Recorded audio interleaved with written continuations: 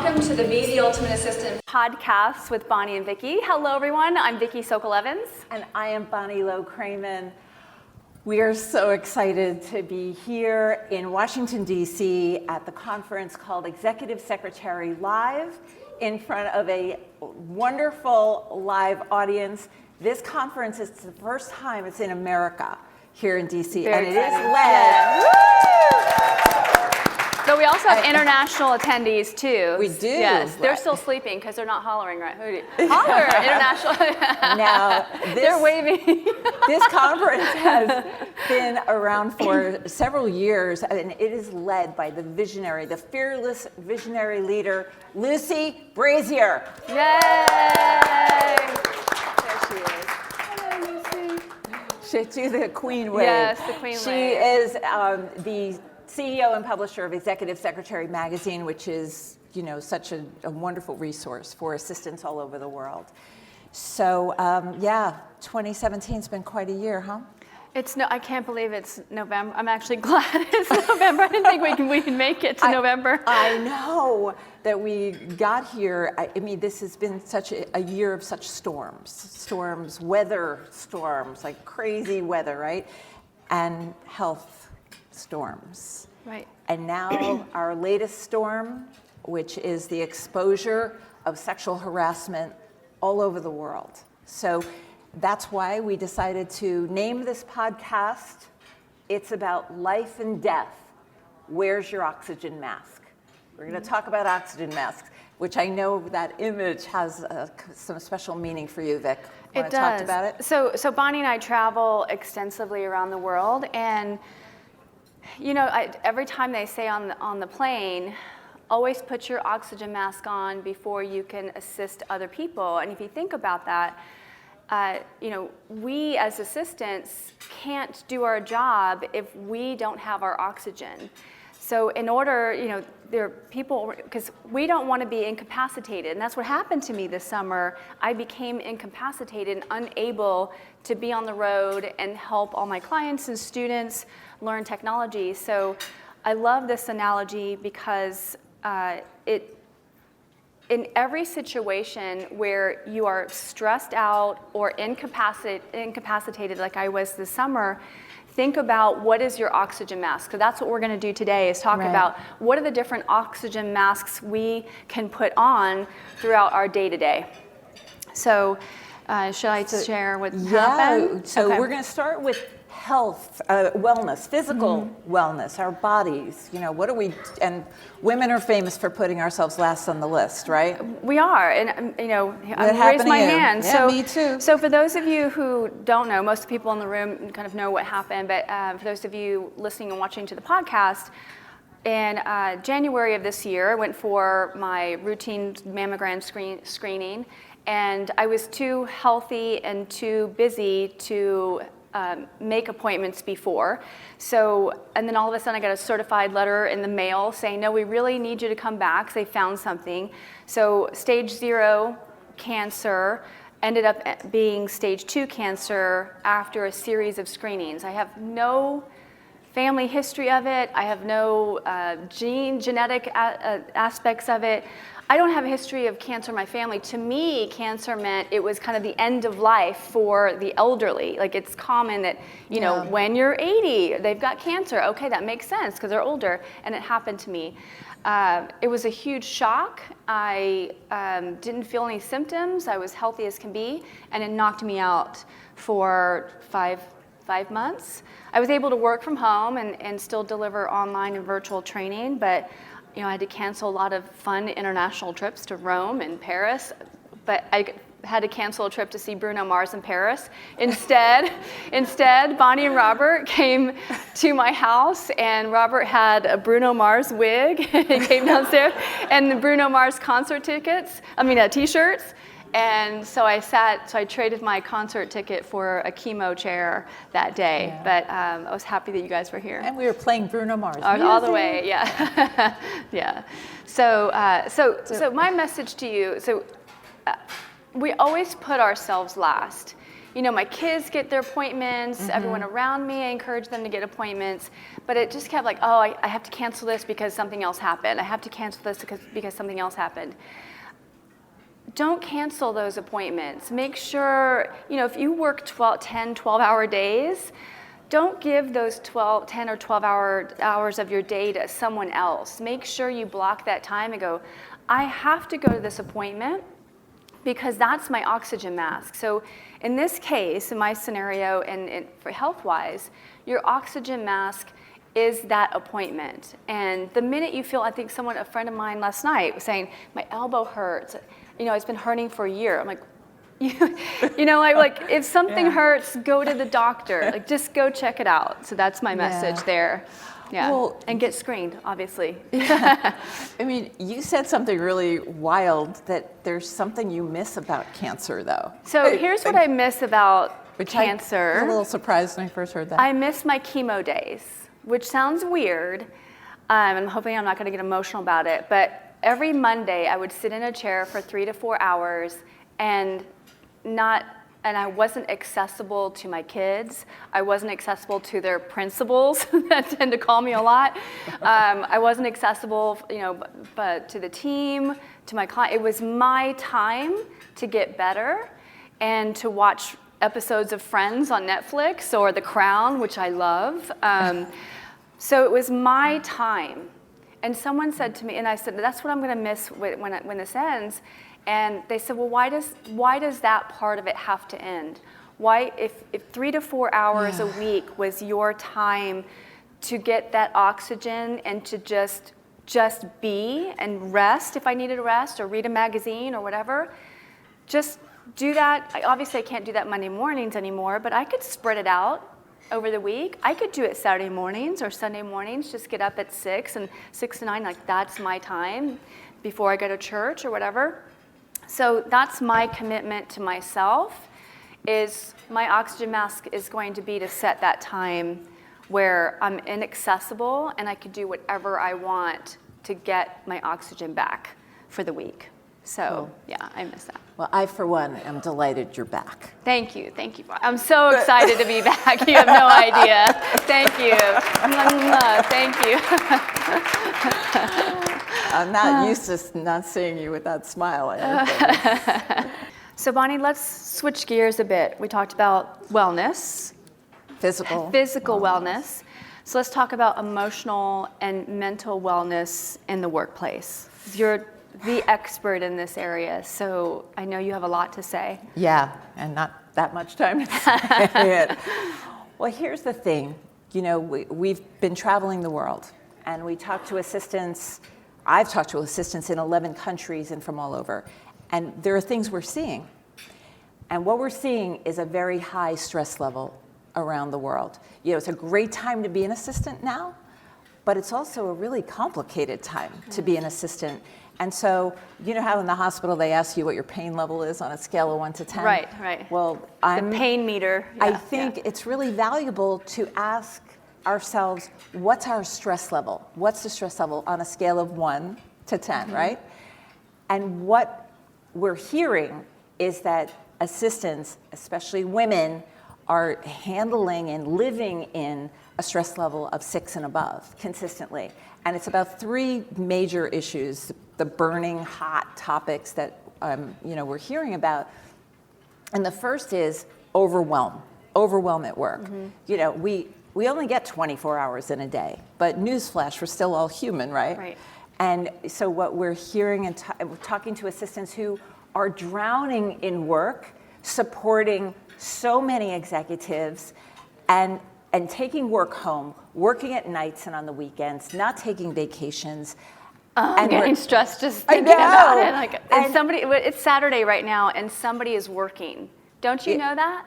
Don't you know there are colleagues of ours right now that are at their office or at their home, like trying to meet a deadline so that they can. Yeah. We're paying a high price for that overwhelm. And of course, the assistants of the world, we're in the yes business. So it's hard to say no. But the solution here is that we really do have to do a much better job of mentoring one another. We need to not stay so isolated and alone in these issues, because as we travel here at Executive Secretary Live, at our Be the Ultimate Assistant workshops, the one comment we hear again and again is that assistants don't want to feel alone. Right. We don't want to feel alone in these issues.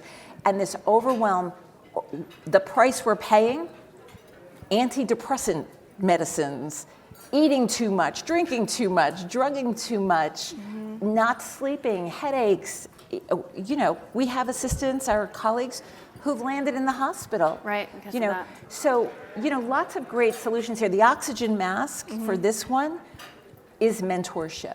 I really believe that. And can I add to that too? Yeah, So if you think about so for health, for health issues, going to the doctor and getting the screening part is your way to evaluate whether you need that oxygen mask. And I love the stressometer. Should we call it the stressometer? 1 to 10. That is your screening whether you need an oxygen mask for your overwhelm. Right. And my mission in life is to help you learn your technology better so that you can do more in less time, so you can have more time for salsa lessons, volleyball, football, whatever or being home with your kids. So mentoring, training, attending conferences like this so that you can learn ways that you can boost your productivity and do more in less time. Yep. I would also find out who the experts are in your office. So if you are struggling, so recently Amazon wants to open up a new headquarters in a city somewhere else around the country. And there was a deadline to submit their proposals. You know what I thought of for the last 2 days of the deadline? Who is that assistant putting together the proposal, and did they use styles? I was like, you know what I mean? I was like, oh, there's people like really like they're round the clock working on it. So find that if you are in charge of putting that proposal together to bring Amazon to your city, the second headquarters, find an expert that knows how to generate that proposal quickly. Mentoring, find the experts, get the training. Sure. The other burning hot topic that's causing assistants tons of stress is the issue of money. Money, that assistants around the world are pitifully underpaid. And so we're not asking for it. The assistants of the world are 95 to 98% female. We've got this wage gap in the world where American women making 80 cents for every dollar a man makes. And it's worse for women of color, the African American women, and my goodness, Latina women. The latest figure is 54 cents for every dollar. I mean, you got to talk stress if you're not able to put food on the table. Right. So we really, that speaks to mentorship. We need trainings like Executive Secretary Live where we can learn how to negotiate better, because women aren't being trained to negotiate. So, this is affecting our health. This is affecting wellness. And I think the screening, if you're wondering, well, how do I know if what I'm making is competitive? So the screening process for money, the money piece of it, there are conferences, we know lots of conferences that they'll do a salary survey. Anonymous salary survey. So be sure to participate when you go to events. If they have an anonymous salary survey, participate in that so you can get an idea of like, oh, wow, I'm the highest paid person here in the room. I thought I wasn't getting paid or whatever. Yeah. We We have CEOs and executives making millions, and we have assistants making pitifully low salaries. And on one hand, I say, shame on the leaders. But on the other hand, I say, no, we need to be the CEO of You Incorporated, and we need to take responsibility for our own money. And I'm guilty of all these things myself. So the oxygen mask would be to take a negotiation class? Could they take that? Absolutely, but talk to each other, talk to recruiters. One of the biggest problems is that assistants in general don't know what we're worth. We don't know what the role is worth. And there are ways to find out. Indeed.com, Glassdoor.com, local recruiters, colleagues, et cetera. Yep. So the third thing, and I thought there's a fourth thing. Oh, there is? Yeah. We talked about that. That's okay. So There'll be a fifth thing, I'm sure. Is, we live in a crazy world. We live in an absolutely nuts world. We've got crises happen, disasters that are man-made, and natural disasters. Just in the last couple of months alone, all these hurricanes. And I think with this latest event in Texas, the shooting, like none of us in the assistant world can think that it's not going to happen to us. It's not going to happen in our town. It's not going to happen in our company, right? Right. I don't It's no think longer. anyone in here thinks that it will never happen. Don't we all say, like, it could, now that we see it's happening all over the world, we need to be prepared. Yeah. But this is kind of new-ish. You know, 9/11 has kind of kicked this up. So you know what? There are articles about this, that therapists are so busy because people are depressed over this, and rightly so. Right. Absolutely. So I'm a big fan of therapy. I like to say that my students get to benefit from my thousands of dollars of therapy. Are you a fan? I definitely benefit from the thousands of dollars of therapy that you. Well, no, not in that way. Wait a minute. No, I meant that she mentors me when I'm stressed. Well, my therapist would say this. I wasn't saying that you're no longer difficult. But you I'm definitely a huge. of your own. Yes, right. I'm definitely a huge fan of therapy. In fact, I need to find a new therapist in Austin. So if anyone in Austin is watching, let me know. Because my mom passed away a year ago unexpectedly with this whole cancer thing. It's like it is overwhelming, and I cannot process this by myself. I'm a single parent. It's just my sister and I like bounce ideas off of her and you, and therapy is amazing. But there's some people who think it's a sign of weakness. What do you say to the people who think, there's no way I'm going to go to a therapist because I'm not that weak. I'm stronger than this and I can get through it. I hear that less and less. I'd like to think that the stigma around therapy is going away. I mean, we see mental illness, and even that term is stigmatized. But you know what it comes down to? I think every person in life, how can you get through life and not have certain times when we need some extra help?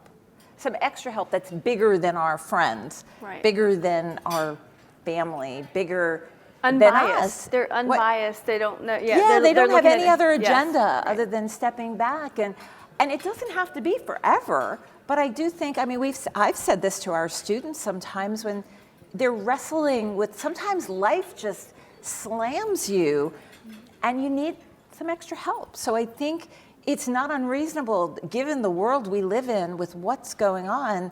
I mean, my goodness, those poor people in Puerto Rico, I think they're going to be sent into therapy, for years. It's they very literally traumatizing. need their oxygen mask. They literally do. So I think therapists are oxygen masks. I think good friends are, our organizations are, to women especially, we need to not feel alone in these issues. But when things get tough, when the going gets tough, we tend to isolate. And I've had to learn this on my own, and I'm so glad you're a lifeline for me. I'm so grateful. I can't imagine. We've got each other, we've got Lucy, we've got, so many people. So then there's the fourth big one. Wait, okay, hold on. Okay.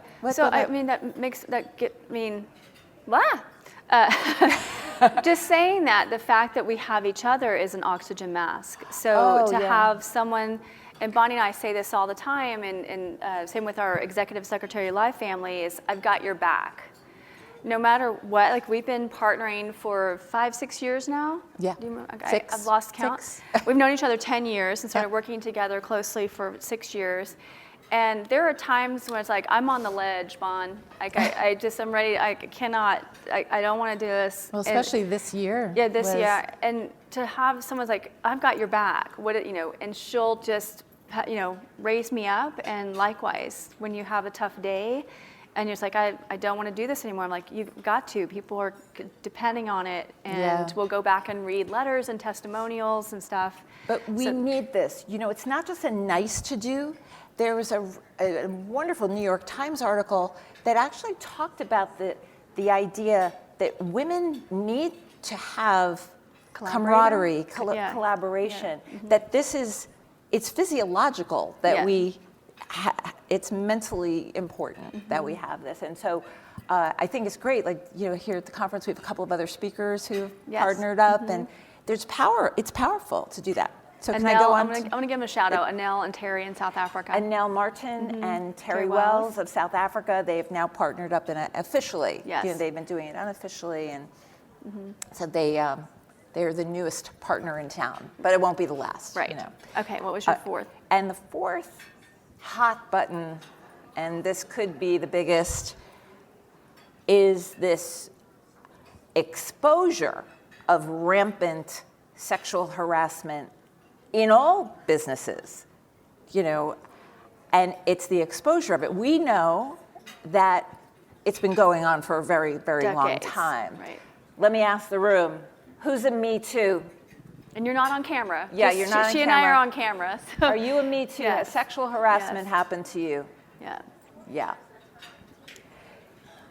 Any group of women I ask the question to, are you surprised? Let me ask you, are you surprised by the news coming out? Is anybody surprised? Raise your hand. You're not, right. Nobody's surprised at this.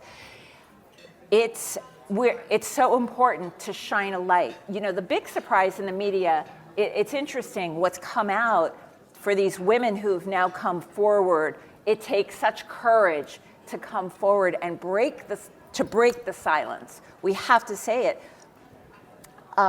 Is that they thought they were the only ones, Mm-hmm. And I'm not even going to name the guys who are the perpetrators here. I don't even want to give them any airtime. But the fact is, the data shows that bullies, sexual harassers, if they're doing it to one, they're definitely doing it to more. So there is strength in numbers. We need to shine the light. We need to keep it going. And I, for one, am happy I lived to see the day, because I think it's going to get messier before it gets cleaner. Right. And I think it's just been the tip of the iceberg. Is there anybody I don't think this genie is going back in the bottle. Do you agree? Right. No. Mm-hmm. We can't shove it under the rug anymore. It can't go under hiding anymore. So what's the oxygen mask in this situation if someone's harassed at work? This is a complicated issue. It's not clean or easy, but we as assistants, we as women, we need to support our leaders, the leaders in our companies, to set policies, to shine a light, to have a conversation. The only way to solve a problem is to talk about it. And you know what the other answer is, in my view? We need more females in leadership positions, in government, and in companies, yes? Absolutely. Women happen to make great leaders, don't we? Yes. Women make great leaders, but what it requires is support and training. And let us give these women, these very brave women who are aspiring to lead, let us give them support in our companies. And that goes for you, Lucy Brazier. That goes for the new CEO of IAAP, Dr. Veronica Cochran. Yes. Let us support these leaders, these very brave leaders, to not only get to their positions, but to stay there. Let us support them to stay there. So those are the four things. Yeah. Love it, Lon. Yeah. Do we have, so let's see what time it is. 8:30. We have time for questions? Yeah, we do. Yes. Do we have any comments or questions from our live audience? Ask, and we'll repeat the question. You too can benefit from her thousands yes, of Deb. The question or comment was about the reality in 2017 in the role of senior executive assistant. When you're supporting CEOs or executives in the C-suite, the highest paid markets in our country at this moment in time are the Bay Area, San Francisco, and New York City. And it is not uncommon in those markets, but in also some other markets as well, to be making six figures, well over six figures. Some assistants are making 150, 200. The rarest cases are ones, I do know a handful, like literally a handful making 300. 300,000. $300,000 US dollars. But it is not uncommon to be making six figures in those salaries. When you have that much responsibility, it makes complete sense.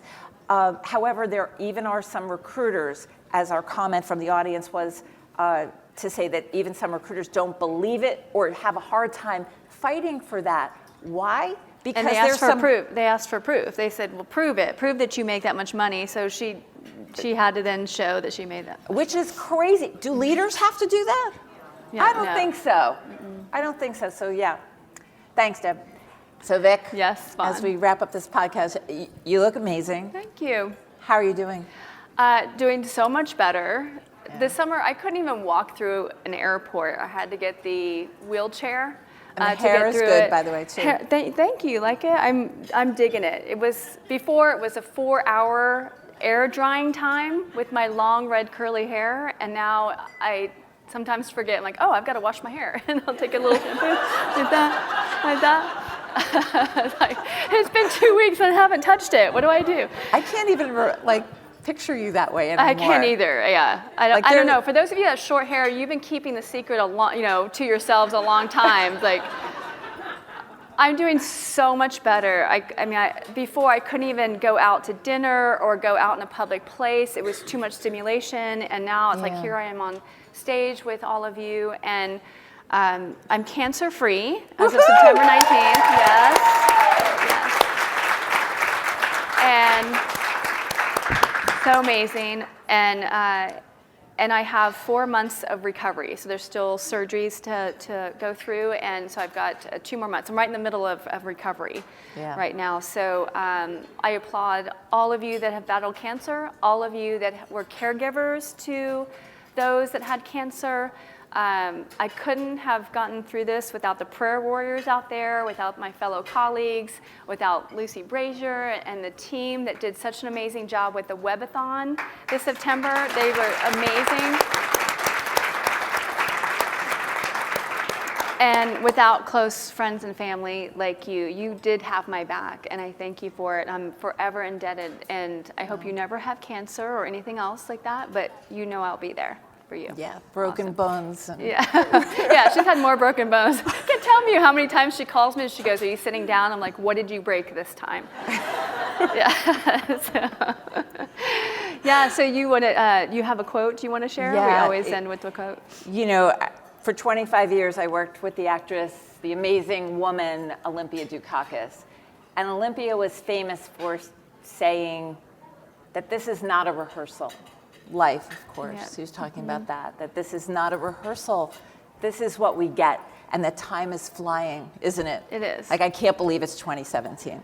Almost 2018. Well, and that's funny, because when you said that just now, it reminded me like, oh my gosh, I have to get my will done. I have to get my my life insurance done. Like, I keep thinking, I keep putting it off, and that just reminded me just now, like, oh my gosh, I got to make sure that if anything happens to me, everything is taken care of for my kids. Well, just like your diagnosis prompted me. I also had been putting it off, and I'm like, it was on the list, but I hadn't gotten to it, and I was traveling so much. So, your experience prompted me. That's why we need to talk to each other. And I think if anything is evident at conferences like this is how much we have to say to each other, but we need to give each other permission to do it. And that requires some vulnerability, to be vulnerable about the things that we're still needing, and who's got it all? I mean, I don't think you have to probe very far to understand that everyone is struggling with something, right? Is that true?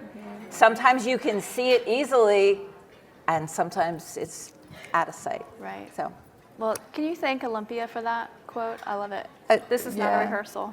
Love it. It's not. I thank her all the time. I mean, she's here, sitting right here. Yeah. She's sitting right here. She loves what we do, and this is the ring she gave me, so she comes with me at every event. Not that it's related, but there's another thing that Olympia says that I love about the limo, about the car.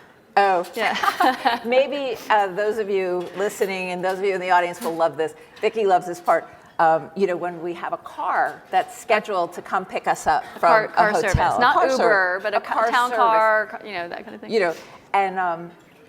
And Vickie's like, oh, but I'm not ready, and we have to go. The car's here. And I was like, slow down. Just because the car's here, you don't have to get in it. Yeah. That's what Olympia would say. I was relax. Like, nobody's going to go to theater jail over this. Yeah. She was like, just slow down. We'll I get in love the it. car We'll when get in we're the car ready. when we're ready. It's like, Yeah. oh yeah, okay, great. So get in the car when you're ready. Yes, I love it. Well, great. Well, this concludes today's episode. Give us your feedback, topic ideas, and questions at our podcast page at betheultimateassistant.com. Thank you so much for watching and listening to the podcast.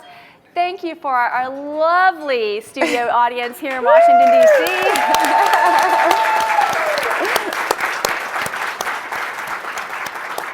Thank you to Lucy Brazier and Executive Secretary Live for allowing us to take over the stage today. You're amazing. Yeah. Thank you.